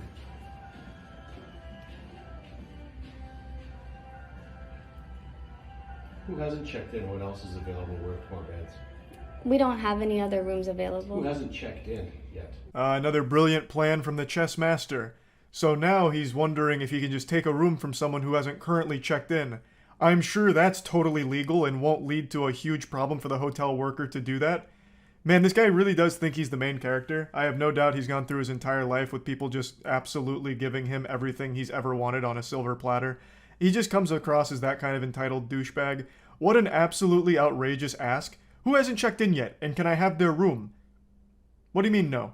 These rooms are reserved. I can't take them from somebody that's already reserved a room. You gave somebody our room, right? The way it was supposed to be reserved? No, because we held the room that we had the information for, which is the king suite. That's what booking.com sent over to us, so we kept that room for you guys. You can hear this guy's brain start to melt down as it sloshes against his skull here and hurting itself as it's trying to process everything. So he believes that they've given away the room that he rightfully earned after canceling it. I believe he's referring to the room with 2 queen beds. And so he's, for some reason, upset about that and trying to guilt trip them like, oh, but this is what we really wanted, even though he had canceled it. So just a big blunder here. How did you think 4 people would fit in that room? I mean, when you see it come in, don't you go, this doesn't make sense? No, because booking.com sends us the information, so that's the reservation, and we hold it as it is. You didn't thoroughly investigate this man's family after he had reserved a room through booking.com? You didn't go to his Facebook page and look at the height and weight of each member of his family in order to deduce whether or not they would comfortably fit into a king suite? Are you even doing your job? Unbelievable. I mean, now I see the guy has a point. Just what a fucking stupid asshole. Holy shit. And again, he keeps ignoring the most important part. It's not just one king bed in that room. There is also a full mattress on that sofa. It's a pull-out couch. So he can absolutely fit his whole family there. 4 people can stay in 2 beds. It's been done plenty of times before. I've also been in the situations like that where it's no problem at all. It's pretty easy. So you think 4 of us can sleep in that room? That's your suggestion? I'm not too sure how you guys were going to, do the setup in there. We just have the reservation as it was sent in to us.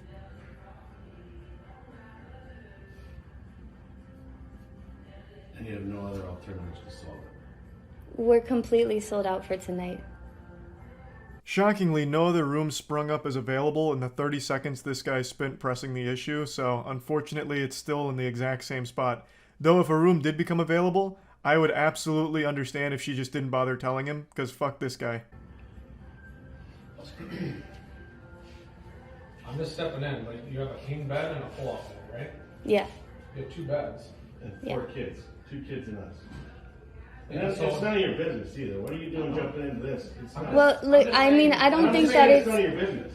it's, Yeah, shut it. that's not really respectful. I think we can just go ahead and cancel your reservation. Then what are we going to do? I'm not too sure, but there are a lot of hotels in the area. Why don't you just sit tight for a second? I will. I'll be here till 11. I believe this cliffhanger is him attempting to intimidate her with a call to the police department. At least that's what I'm led to believe here. But who really knows, since season 2 of this hasn't rolled around yet. But I'd love to know what he'd call 911 about. Like, what's your emergency? Well, you see, at the nearby Holiday Inn Express, they're not letting me steal someone else's room. No. I booked the king suite and canceled the previous one, but I should still get the previous one, am I right? No? Well, what do you mean? We'll cancel if there's no penalty. Yeah, we can cancel. If there's no penalty. Booking.com going to charge us? No, but you just got to give a call to booking.com and let them know that you want to cancel, and then there's no penalty. Okay, call booking.com.